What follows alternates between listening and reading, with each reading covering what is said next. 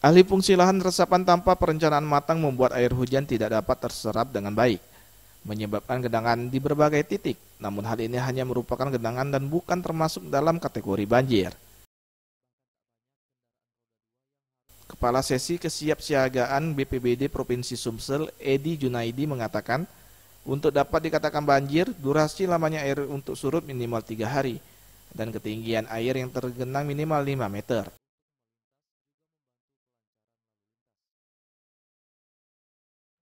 Kalau Palembang, kalau kami di sini tidak termasuk banjir, genangan air. Dikategorikan bencana banjir itu ada kategori seperti apa? Ketinggian atau? Ya, biasanya dia dalam berapa jam kan tidak susut-susut. Kalau banjir, kalau genangan dia berapa jam dia susut. Minimal berapa meter, Pak? Minimal kalau banjir ya ketinggian mungkin sekitar itu tadi kan 5 meter.